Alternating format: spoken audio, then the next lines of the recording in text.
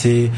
assurance maladie obligatoire amo mau ambu fo ku walinyando jemukan demene do olu de fe ni wati nuna ambu fo ka barakero la kuna funu la bakurumba do be talike ka jira ka foko nouvelle horizon ale kumana ako kuma do be senani wati nuna Algérie jamana ani yad agaliche ko kuma nuye kuma dogolen ye minnu poira kenema nouvelle horizon ale dado ala mina kuma o kasisan jalaki min bine do min be talike mado kanu ye colonel major Kassoum Goïta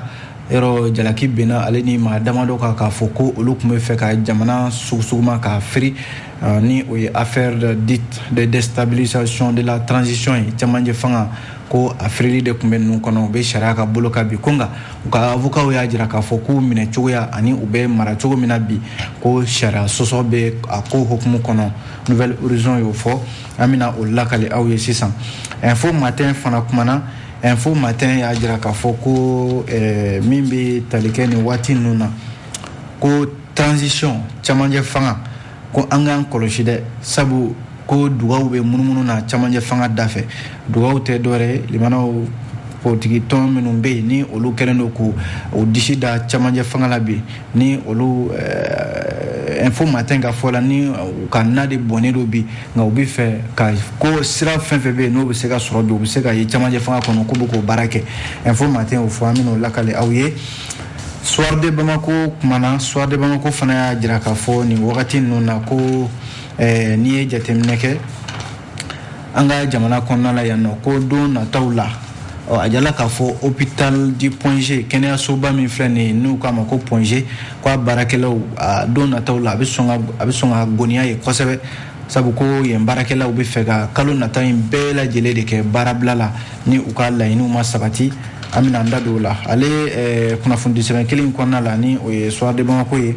ajala ka fo Bamako sigida flana na ko wulika jobba do kera kunungo min kun yeshine do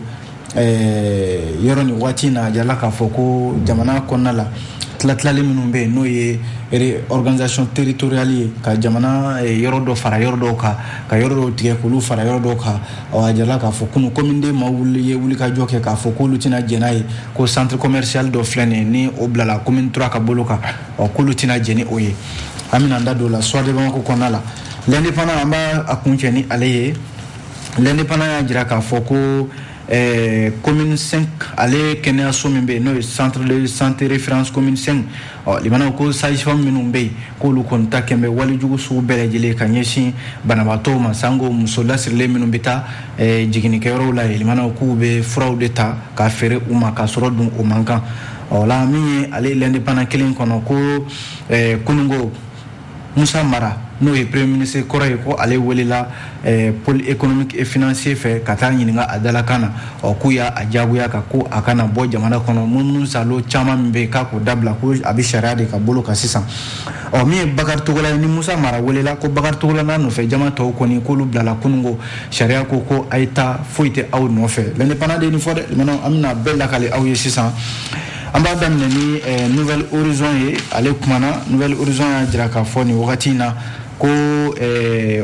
Algérie jamana be ko do la sisa mini ko jelente de nouvelle horizon ka fodo sabu ko do dogolen bora keneka mini o yira Algérie jamana ali yagde agali oni nyonche ko halna so la ko Mali ni Algérie jamana che limana ko bembe tagadi nyoma be konga ni ya ko tagale ko koin limana Algérie jente de Algérie jelente anu che sabu ni Mali ni Algérie che la jebi saheli konala ni jamana flying diga tabulo kelenye krengeni la bamanchi wale kelelila konga fendo na ye ko saina ni oye Algérie ni Bamanchi Djakulu Mimbe nous quoi ma groupe de soutien à l'islam et aux musulmans o nyama ba ni o yad agali malideno nga yad agali kelendo ka marma fenta aireka jamana kamabi o kata Mimbe talike ikalfado ankrefe jamana werela no Algérie jamana e nouvelle horizon ka fola nouvelle horizon kelinga kuma la halisisan aya jira ka foko kuma nu be damnena watimna kabisa samba flani tan shegin watiula kuna fondi sirado be nu kama ko le monde.fr le monde.fr ale de ye kunnafoni bɔ ka bin k'a jira k'a fɔ ko Algérie jamana ko siga t'a la fiyewu ko ni Yad Agali bolo bɛ ɲɔgɔn bolo wa ko Algérie yɛrɛ de bɛ ka Yad Agali kɔlɔsi bi a ka taa ni ka seginw la kɛrɛnkɛrɛnnenya la jamana Mali kɔrɔyanfanw na ko ni ye yɔrɔ min bɛ yen n'u k'a ma ko Tezawanten kɔsa in na ko Yad Agali a yera yen nɔ wa n'a ka denbaya yɛrɛ mɛnna yen kosɛbɛ ka sababu kɛ hali n'a sɔrɔla ko min ye an ka finitigiw ye walima Faransi ka kɛlɛcɛw n'o ye Barkani ye olu bɛ ka a ɲini Nouvelle Horizon ka kumaw la a y'a jira k'a fɔ kuma min filɛ nin ye n'a bɔra kɛnɛ kan ni kunnafoni sira dɔw ye a kuma fɔ ni Algérie jamana yɛrɛ ye o kuma nkalontigiya sabu n'i ye jateminɛ kɛ kuma min bɛ yɛrɛ ni maa bɛ se k'a fɔ ko kala bɛ se ka turu o kan k'a fɔ de ko Algérie ale ni Yad Agali bolo bɛ ɲɔgɔn bolo ko kɔsa in na min ye Faransi ka kɛlɛcɛ ninnu n'o ye Barkani maaw ye olu bɛ to ka munumunu zalo min kɛ n'o ye patrouille ye Mali ni Burkina ni Niger dancɛw la ko san 2014 Faransi ka force spéciale ninnu ko a na kɛ k'u ye Yad Agali u y'a ye yɔrɔ dɔ la waati u kun labɛnnen yɛrɛ don k'u bɛ a minɛ nka Algérie de filɛ nin ka lettre dɔ ci dogodogo la Faransi jamana ma k'a f'u ɲɛna ayiwa Yad Agali min ye nin ye n'a y'a ye n'a bɛ fɛ ka dankari k'a la a kana s'a ma a bolo kana s'a ma ko Yad Agali ka koɲɛ a y'a to aw yɛrɛ anw Algérikaw yɛrɛ bolo anw yɛrɛ b'a a ko bɛ ɲɛ cogo min na anw yɛrɛ b'a kɛ ten limanaw anw b'o la waati min na Mali kɔni sigin bɛ Mali tɛ foyi kalama nin ko la le monde.fr ale y'a jira k'a fɔ ko kura ko Algérikaw ka service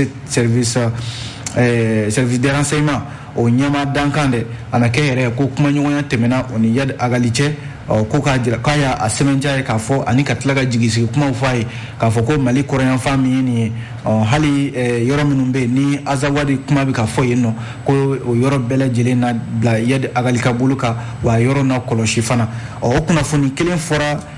kunnafoni sira dɔw n'u kama ko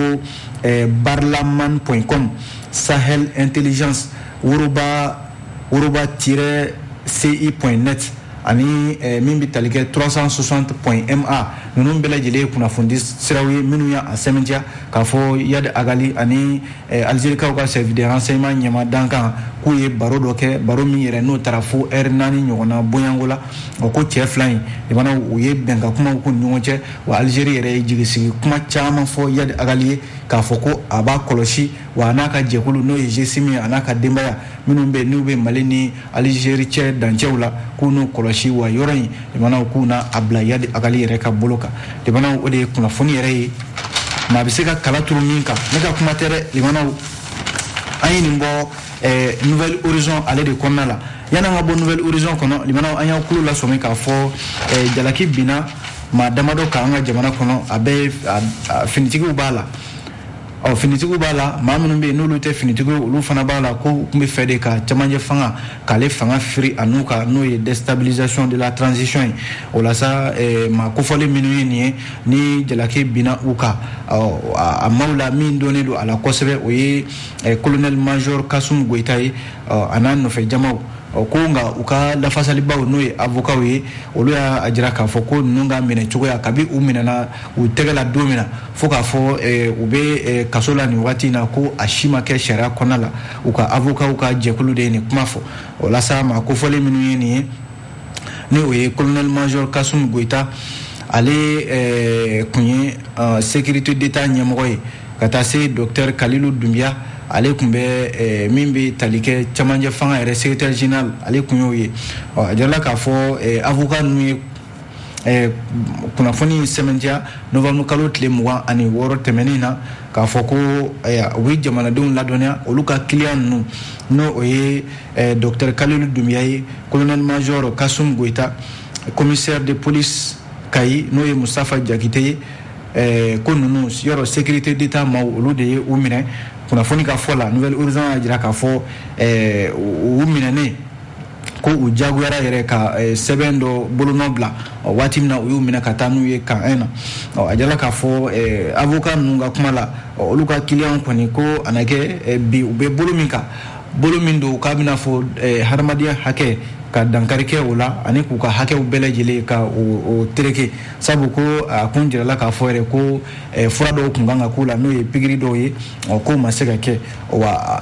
a na kɛ yɛrɛ ni o pikiri ma se ka kɛ limanaw bana bɛ se ka u sɔrɔ fɛn caman bɛ se ka u sɔrɔ avocat ninnu y'a jira k'a fɔ ko o bɛɛ lajɛlen ye u ka hakɛw o terekeli wa ko hali u ɲininkalen procès verbal min n'o ye PV ye n'o dara u ka t'u bila kaso la avocat y'a jira k'a fɔ ko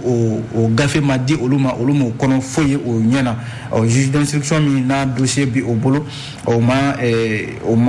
foyi di u ma a ko siratigɛ la ko wa a ma sɔn fana u kan ka furakɛli dɔ kun kan ka k'u la ko u ma sɔn o fana ma ko dun bɛ sariya sɔsɔ n'o ye an ka sariya sunba o article 10 n'o ye article 10 ye k'a b'o sɔsɔ o la avocat kɔni ye nin kuma fɔ k'u bɛ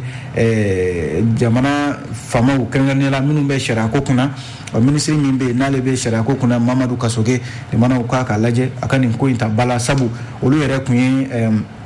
nin ko in ta ka taa n'a ye bɔgɔ jeninen kan k'a fɔ ko u ye plainte dɔ kɛ ko sabu ko u ka client ninnu minnu minɛna k'a fɔ ko jalaki bin'u kan k'u bɛ fɛ ka cɛmancɛ fanga ale sugusuguma k'a fira n'u kan ko u minɛna cogo min na a minɛ cogo ma ɲɛ ani u bɛ hali bolo min kan bi ko sariya sɔsɔ de don. Aya kunnafoni filɛ dɛ limanaw an ye nin kunnafoni ninnu bɔ Nouvelle Horizon ale de kɔnɔna la n'an bɔra Nouvelle Horizon kɔnɔ an bɛ don min ye Info Matin ale kumana Info Matin ko limanaw ko cɛmancɛ fanga min filɛ n'an b'a la nin ye ko an k'an kɔlɔsi dɛ sabu ko dugaw bɛ munumunu na limanaw dugaw bɛ munumunu na Info Matin ka kuma la k'a bɛ tile damadɔ bɔ sisan k'a bɛna fɔ jɛkulu dɔw de bɛ yen olu bɛ ka fara ɲɔgɔn kan jɛkulu minnu bɛ yen ni olu yɛrɛ dalakan tɛ dɔwɛrɛ ye ko cɛmancɛ fanga u bɛ fɛ ka a lafasa cɛmancɛ fanga n'o ye transition ye a ka se ka laban ɲuman na o jɛkulu ninnu politikimaw b'a la jɛkulu wɛrɛw b'a la i n'a fɔ plateforme unie pour le Mali ani cadre d'échange des regroupements et partis politiques pour une transition réussie ani force patriotique et progressiste faso Kumaboton plateforme cœur pour la nation ani Parina limanaw ninnu ye jɛkulu ye minnu de farala ɲɔgɔn kan ko olu fɛla ye cɛmancɛ fanga ka lafasa limanaw fasidii sɛbɛn Info Matin kɛlen don ka i yɛrɛ ɲininka u ye communiqué dɔ de kɛ communiqué min n'o kɛra sibiri tɛmɛnen ko nin jɛkulu min ye nin ye ko olu fɛla ye min ye o ye de k'a fɔ ko gouvernement u bɛ ka jalaki bɛ min bɛ gouvernement kan ko gouvernement bɛ ka assise nationale dɔ labɛn ko k'a sɔrɔ limanaw jamana lakana sen tɛ ka sabati ko jamana ka gɛlɛn n'o ye cherté de la vie foyi tɛ se ka san limanaw ani sariya yɛrɛ ko sariya kɛlen don fɛn ye bi min kɛn tɛ ka jamanadenw damakɛɲɛ ani maaw minɛni ka bila kasow la k'a sɔrɔ dun limanaw k'o tɛ jamana basigili sira ye nin ye ninnu ka kuma ye u ye nin jalaki bɛ cɛmancɛ fanga kan limanaw an b'o gɛlɛya kɔnɔ waati min na ko ninnu de y'a ɲini ka fara ɲɔgɔn kan k'u bɛ fɛ ka cɛmancɛ fanga a dɛmɛ maa minnu bɛ yen bi n'aw ko k'a bɛ cɛmancɛ fanga dɛmɛ aw bɛ sɔn ka gɛlɛya don cɛmancɛ fanga taabolo la cogo di aw bɛ sɔn ka fara ɲɔgɔn kan k'aw disi da cɛmancɛ fanga kan cogo di ko nin kɔni ye ko ye ko minnu maa minnu bɛ yen bi ni a bɛɛ lajɛlen tun ye fanga kɔrɔ limanaw o nɔfɛ jamaw ye fɛn wɛrɛ tɛ o limanaw n'i ye n ka na bɔ fana tɛna i ka na sigilen to yen fana b'i ka na bɔ ko in bɛ o danga de la Info Matin ka fɔ la sabu ko minnu ye Ibrahim Bokar Keita nɔfɛ jama kɔrɔlenw ye a na kɛ o jalaki min binnen don ka Info Matin ka kuma la o ye de k'a fɔ Ibrahim Bokar Keita ka waati la o maa kelenw de tun Ibrahim Bokar Keita nɔfɛ k'u y'u sigi k'u da de ka Ibrahim Bokar Keita ka fanga dafiritɔ lajɛ o kɔ ka fanga dafirilen ka a dɔw yɛrɛ bɛ hali Ibrahim Bokar Keita ka fanga wulikajɔ b'a nɔfɛ waati min na Badalabugu imam a n'a nɔfɛ jamaw olu fɛ ni maa kelenw ma se ka hali waleya kɛ k'a fɔ Ibrahim Bokar Keita nɔfɛ jamaw filɛ olu kɔni bɛ ka a lafasa bi n'a fɔra ko IBK ka fanga yɛrɛ bintɔ waati dɔw yɛrɛ y'u yɛrɛ ɲini ka bɔ hali IBK nɔfɛ ka taa don tɔn wɛrɛw la o maa kelenw de wulilen filɛ bi limanaw k'u bɛ cɛmancɛ fanga k'u b'u disi da la ko jamana taabolo man ɲi lakanabaliya bɛ yen gɛlɛya bɛ yen fɛn caman olu fɔ limanaw o de y'a to bi ɲininkali min bɛ ni maliden caman bɛ ka o kɛ o de k'a fɔ ni maa kofɔlen ninnu o kun bɛ maa min nɔfɛ n'o ye IBK ye a ka fanga bɛn waati ninnu tun bɛ fan jumɛn yalima fɛɛrɛ wɛrɛ de b'u bolo bi fɛɛrɛ min bɛ yen ni olu ko k'olu na camancɛ fanga dɛmɛ o ye fɛɛrɛ fasugu jumɛn ye limana n'u bɛna se ka camancɛ fanga dɛmɛ n'o ye o de y'a to kuma in daminɛna ni min ye info matin ka fɔ la ko limana ko an k'an kɔlɔsi ko dugawu bɛ munumunu na ne ka kuma tɛ dɛ limana an ye nin bɔ fasidi sɛbɛn info matin de kɔnɔna la n'an bɔra info matin kɔnɔ soir de Bamako an bɛ don ale kɔnɔna la soir de Bamako kuma fila bɛ soir de Bamako kɔnɔ limana fɔlɔ o ye k'a fɔ Bamako sigida filanan a bɛ fɔ min ma ko découpage territorial limana o tɛ dɔwɛrɛ ye an ka sigida ninnu ka u tigɛ baara kura min don ka yɔrɔ dɔw bɛ k'olu fara yɔrɔ dɔ kan ka yɔrɔ dɔ tigɛ k'o fara yɔrɔ dɔ kan o baara min bɛ sen na an ka jamana faamaw fɛ komi maa dɔw de wulila kunungo ka sira min bɛ yen n'o bɛ pont fɔlɔ n'o ye pont de Martyrs k'ale tigɛ pewu siraba yɛrɛ sanfɛ ka tani ka segin ka o gɛlɛya kosɛbɛ ka sababu kɛ ko u ma jɛn ni waleya dɔ ye ministre min bɛ yen n'ale b'an ka administration territoriale kunna ko baara dɔ bɛ yen n'a bɛ sen na k'u ma jɛn ni a ye walasa maa kofɔlen ninnu ɲɛmaa dɔ bɛ yen ni o ye Abdoulaye Diop ye ale y'a jira k'a fɔ a ye ɲɛfɔli min kɛ o ye de ko organisation territoriale min bɛ sen na nin ye n'a fɔra ko commune 2 la ko centre commercial dɔ bɛ yen nɔ ko a taara de ka bila commune 3 o ka bolo kan olu bɛ minnu ye nin ye waati la olu bɔra min kalama o ye k'a fɔ Musa Tarawele ka waati Musa Tarawele tun ye yɔrɔ kofɔlen n'o ye centre commercial ye k'a tun bɛ commune 3 de ka bolo kan ale y'a bila commune 2 ka bolo kan bi olu nana ye fanga min bɛ yen bi fanga bolo min bɛ yen n'o ɲɛsinnen don an ka jamana yɛrɛ mara cɛman bɔli ma ko bɛ fɛ ka yɔrɔ kofɔlen n'o ye a bɛna fɔ sugu dɔ de don centre commercial dɔ k'a ta ka bila min ye commune 3 o ka bolo kan olu dun limana k'olu tɛna jɛn ni o ye wa ko n'i y'a kɛtɔ ye limana o y'a sɔrɔ olu sigilen don n'o tɛ olu bɛɛ lajɛlen kɛlen don ka wulikajɔ kɛ bi walasa min ye Mamadu Ɲare tɔgɔ dɔ fana ye ale y'a jira k'a fɔ ko colonel Abdoulaye Maïga yɔrɔ ale de ye ministre ye k'a ye hakilila dɔw ta a kelen a ma maa ɲininka a ma taa se ɲarilakaw ma ka olu ɲininka a ma foyi sara maa la ka wuli ten ka nin ko ta wa k'u b'a ɲini CNT ɲɛmaa fɛ n'o ye colonel Maliki Diaw ye ko nin sɛbɛn min ye nin ye n'a bɛ fɛ ka taa bila CNT ka bolo kan ka jɛn ni a ye ko u b'a ɲini colonel Maliki Diaw fɛ ale kana jɛn n'a ye n'o tɛ olu kɔni ka wulikajɔ ɲɛsinnen don nin waleya in de ma bi ka centre commercial in k'a ta ka bɔ commune 2 kɔnɔ ka taa bila commune 3 la limanaw ko olu fɛla tɛ wa don dɔw yɛrɛ la n'a baara nana kɛ k'u labɛnnen don ka wulikajɔw kɛ walasa ka a ko bali n'an y'o bila an bɛ to ale fasidi sɛbɛn kelen kɔnɔ n'o ye soir de Bamako ye limanaw ko don nataw la a bɛ sɔn ka kalaya kosɛbɛ an ka kɛnɛyaso min bɛ yen n'u k'a ma ko CHU Point G ale ye kɛnɛyaso belebeleba ye Bamako yan nɔ ko a baarakɛlaw bɛ ka baarabila de labɛn ka tugu ɲɔgɔn na baarabila in yɛrɛ a na kɛ a bɛ fɛ ka daminɛ kalo kura min jɔtɔ filɛ nin ye o tile fɔlɔ sini araba yɛrɛ décembre kalo tile fɔlɔ n'o décembre kalo tile fɔlɔ alamisa a tile 2 ani juma nata a tile 3 ko tile 3 baarabila o daminɛtɔ don u fɛ kunnafoni sɛbɛn in n'o ye soir de Bamako ye ale ka fɔlɔ ale yɛrɛ ye kunnafoni sɔrɔ cogo min na wa a y'a jira k'a fɔ fana ko u ye communiqué dɔ kɛ communiqué min ni ale yɛrɛ y'o sɛbɛn sɔrɔ a tɛgɛ la soir de Bamako y'a jira k'a fɔ ko u ye tile 3 fɔlɔ min ye nin ye n'u y'o kuma fɔ n'o bɛ daminɛ sini ni u ka laɲiniw ma sabati u bɛ tila k'a daminɛ tuguni décembre kalo tile 6 tile 7 a n'a tile 8 n'o fana ma mago ɲɛ u b'a daminɛ a tile 14 tile 15 tile 16 a n'a tile 17 n'o u ka laɲiniw ma sabati u bɛ tila k'a da don ko kura ka décembre kalo tile 20 tile 21 tile 22 ka se a tile 23 ma n'o fana ma mago ɲɛ limanaw décembre kalo tile 28 a tile 29 tile 30 ka taa se a tile 31 ma yɔrɔ o bɛ kalo kelen de kofɔ baarabila la o de la hôpital Gabriel Touré n'o ye CHU Point G u y'a jira k'a fɔ nin baarabila min filɛ n'a bɛ ka tugu ɲɔgɔn na dɔwɛrɛ tɛ ko baara yɛrɛ cogoya kɛnɛyasoba in kɔnɔna la a bɛ tali kɛ o la n'o ye plateau technique ye ale ka se ka don ba la ani fana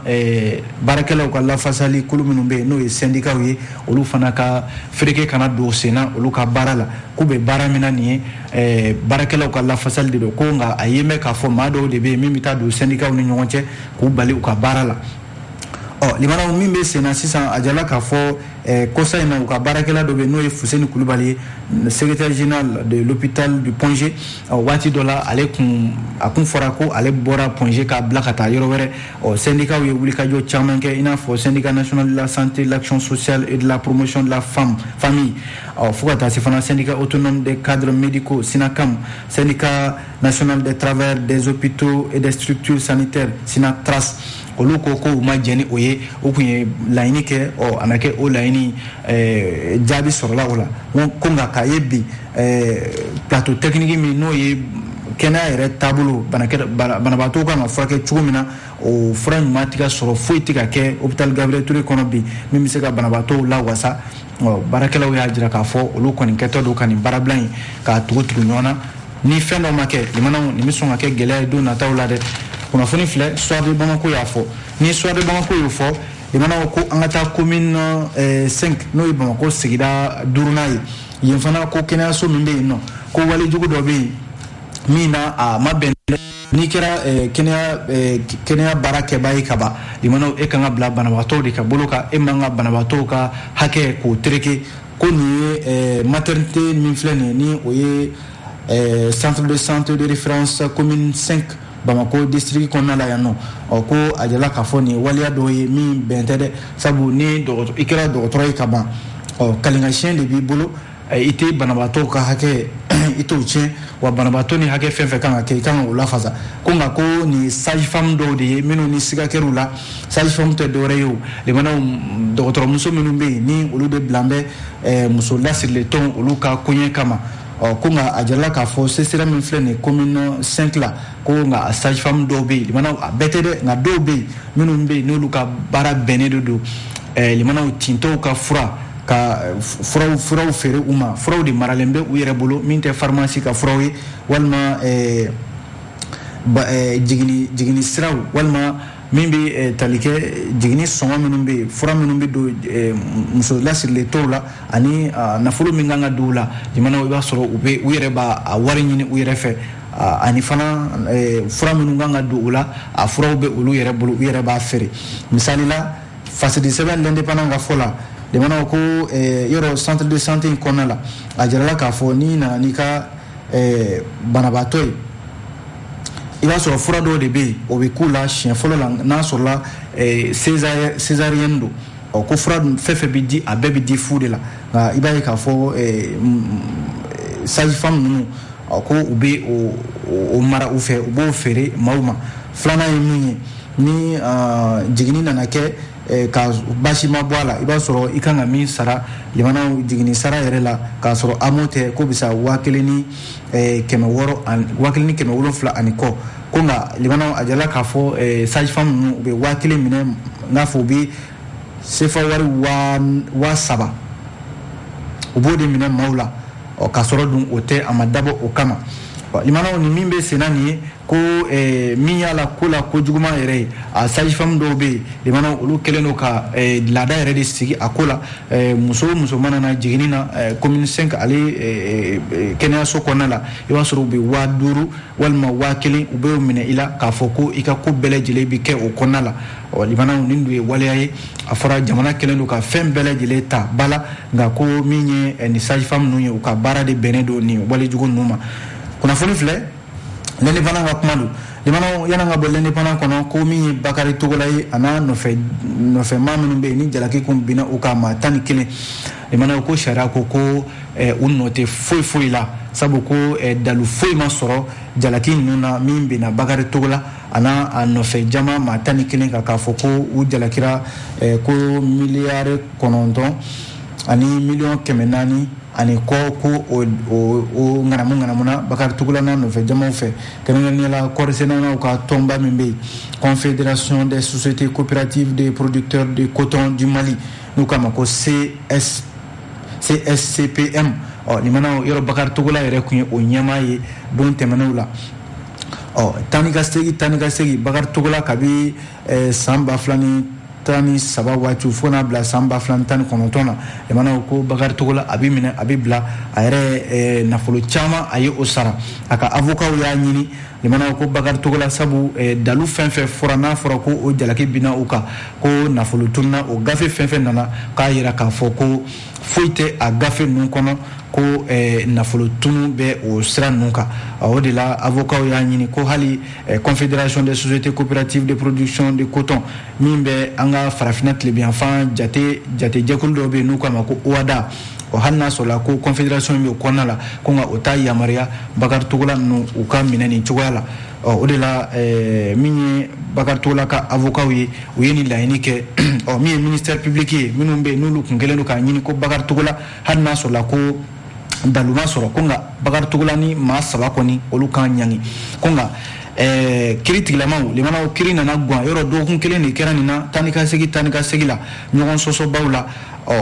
kuma laban nana di Bakari Togola a n'a nɔfɛ jama ma ko yalima u ka hakilila yɛrɛ mun ye ko k'olu kuma wɛrɛ t'olu fɛ dɛ olu b'u sariya kɔ ni sariya y'a bila yɔrɔ min na min ye tribunal ɲɛmaa ye limana ko a ye kiri tigɛ k'a ko Bakari Togola foyi tɛ aw kɔ i ni nɔfɛ jama maa 11 a ye taa so kiri a bannen ye nin ye ko nka Bakari Togola limana ko a kun ye bilali dɔ kɛ min ye avril kalo tile 7 tɛmɛnen na a kun fara caution miliyari 4 a ye o sara